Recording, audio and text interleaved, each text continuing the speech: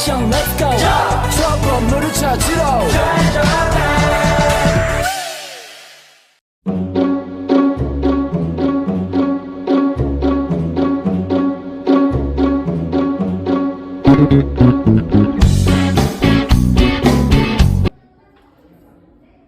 Oke, di sini saya akan menjelaskan terkait beberapa alat instrumentasi fisika. Sebenarnya banyak, tapi saya cuma pilih beberapa yang akan saya jelaskan sama kalian.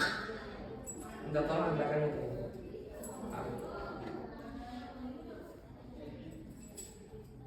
Sama DP port yang putih, yes.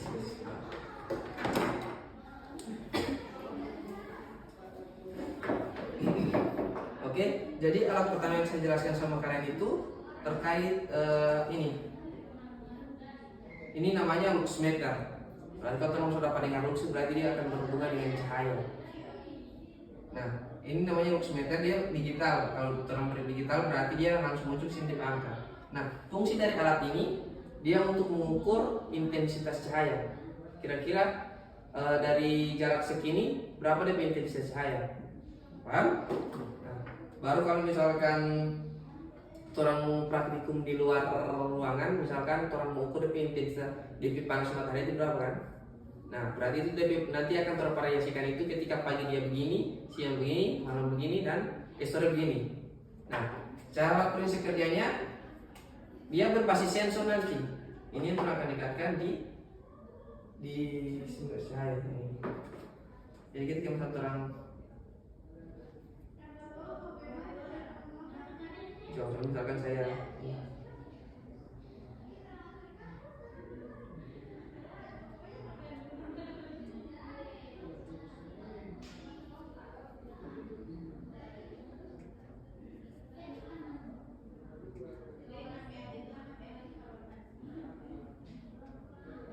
coba istilahnya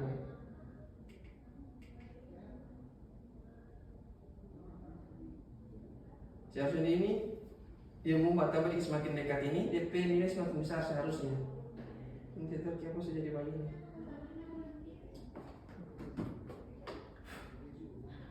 Kalian tidak ada tisu?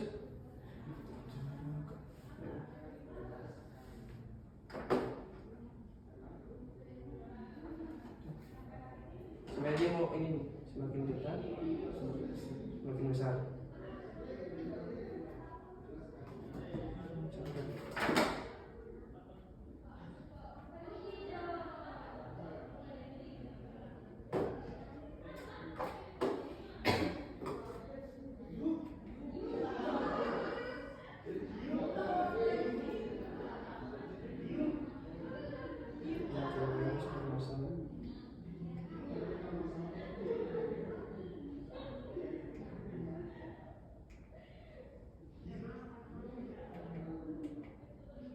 Jadi begitu DP sekarang sebenarnya dia semakin dekat, DP intensitas itu semakin besar. Cuman ini ternyata kenapa dia tidak bisa baca? Tadi bisa.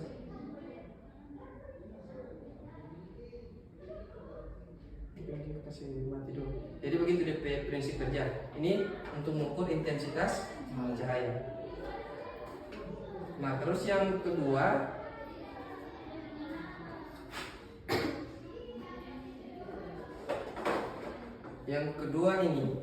ini namanya konduktivimeter. Nah, ini alatnya untuk mengukur DP daya hantar air itu kira-kira daya hantar listrik air itu berapa. Nah, dia pakai ini.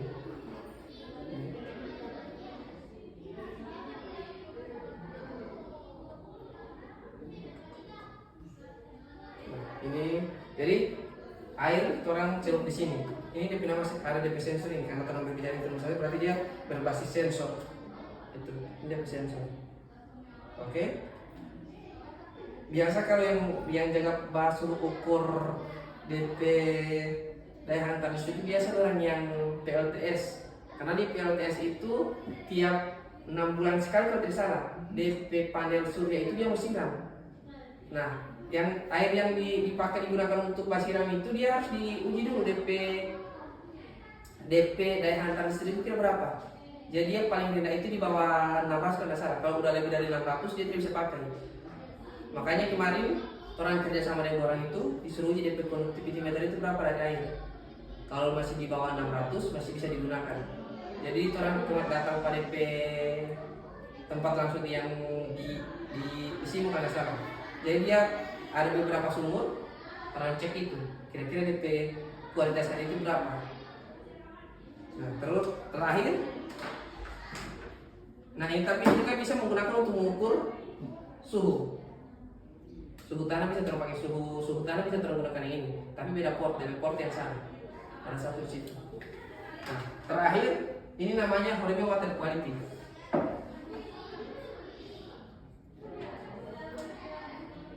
Nah ini kalau yang ini DP fungsi agak banyak. Ini bisa mengukur 7 parameter. Pertama DP EC itu macam conductivity meter berarti DP daya. Terus TDS, ORP temperatur, baru DP tingkat keasaman. Yang jelas dia ada 7 parameter yang bisa baca dari ini. Ini bisa baca dari ini. Kemarin juga ini orang pakai 2019. Orang bisa mengukur sifat fisik dan kimia air itu kira-kira apa. Pakai alat yang ini, Horebe water quality. Nah, sebenarnya Ngoni itu kalau misalkan Ngoni pengen lengkap, Ngoni bisa datang langsung di lab Kesda yang di Taman ya. Nah, di situ banyak sekali alat-alat analisis instrumentasi. Cuma karena Ngoni langsung disuruh ke kampus-kampus, banyak kampus. Tapi kalau misalkan yang analisis kimia itu, orang bisa ada. Nah, terus yang kalian tentunya itu, kalian sebenarnya cuma alat instrumentasi yang kalian maksud sebenarnya alat yang bisa mengukur misalkan satu material kira-kira di kandungannya itu tidak apa, macam serbuk begitu kan. Karena biasa mau ukur kemarin ada biasa mau ini apa dulu daun-daun es krim nggak pernah benar-benar tidak ada masalah lebih daun-daun yang kasih krim. Apa yang dikasih krim itu? Apa? Ya simpulisi ya. Nah kalau misalkan mau ukur DP kandungan di daun-daun itu bisa pakai alat yang lihat di kampus satu. Dia namanya XRF sama XRD. Nah kalau XRF itu digunakan untuk mengukur satu sampel kira-kira unsur yang terkandung di material itu apa. Jadi orang bisa tahu, oh ternyata daun ini mengandung misalkan ada apa. Tidak mungkin ada Fe. Kalau Fe itu kan basic, tidak mungkin ada Fe di daun itu. Yang jelas ada misalkan ada Al atau aluminium atau apalah. Yang jelas atau Si silikon. Jadi dia atau Si nya pembelian ada salah. Ada unsur-unsur kimia yang lebih tahu. Nah, cuma dia kekurangan di XRF itu dia tidak bisa menentukan kira-kira senyawa apa yang ada di satu material ini. Dia cuma bisa menentukan unsur kimia, bukan senyawa kimia. Oh, berarti dia tidak bisa menentukan senyawa kimia. Iya, tidak bisa. Baru tidak bisa menentukan molekul-molekul apa yang membentuk satu senyawa itu. Cuman DP keunggulan, DP tingkat akurasi sangat tinggi. Jadi misalkan mau ukur sampai misalnya mau eksperimen tentang apa tuh, jadi orang pengen tahu kira-kira kandungan, misalnya pengen lihat apa, misalkan kandungan unsur apa ya? Biasa jaga unsur apa, mau dijaga magnesium lah, mungkin contoh magnesium. Ini butuh dia 20%, baru itu mau dipakai tuh, misalnya mau bisa pakai. Nah di situ tidak bisa pakai, nanti akan dibaca oleh alat. Nah, di situ dia akan tampilkan kira-kira magnesium Mg di satu sampel ini berapa persen. Dia mau baca di situ di XRF. Cuman baru satu kelompok yang di sini. Karena mau di banyak kelompok, makanya saya akan sini supaya bisa ganti alat. Misalnya cuma 2. Kan tidak mungkin mau nih 6 kelompok 2 alat yang sama. Iya. Ya. Ada lagi? Bisa. Ini kan contohnya misalkan ini sudah tidak bisa total, kan ini untuk mengukur intensitas cahaya kan. Kalau misalkan itu sudah rusak, apa tidak ada lagi alat yang lain untuk mengukur intensitas cahaya? Ada. Kan dia berbasis sensor. Kita bisa pakai aplikasi yang di Google Play Store. Macam kayak orang mau ukur tekanan udara. Kalau alat yang kita pakai kan barometer. Nah, bisa kita pakai di JAL. Jadi yang versi di HP itu dia versi digital. Cuman dia ada beberapa yang tingkat akurasi yang sangat memang tidak tinggi, tidak seperti alat langsung kita gunakan. Macam juga kelembapan ruangan. Kelembapan ruangan kan diukur pakai hygrometer. Ketika memang tidak ada hygrometer, kita bisa pakai yang di aplikasi ini. Iya. Yang jelas alat untuk mengukur intensitas cahaya itu luxmeter. Oke, ada lagi? Nah, kalau yang untuk mengukur kualitas air itu XRF juga bisa. Tapi XRF tidak. XRF cuma dia mau ukur kira-kira senyawa apa saja yang terkandung di air itu. Misalkan di air limbah apa DP unsur-unsur yang terkandung itu. Misalkan baru.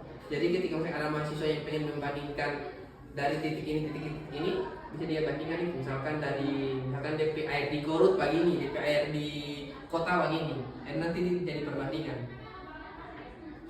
Kalau mau ukuran DP quality, ini bisa, ini juga bisa. Tapi DP alat tipenya di sebelah sana. Baru sama pastel UV. Pastel UV itu dia digunakan untuk mengukur air limbah. Jadi tingkat kejernihnya itu berapa? Dan zat terlarut yang di dalam air itu berapa? Seperti itu. Audio Jungle.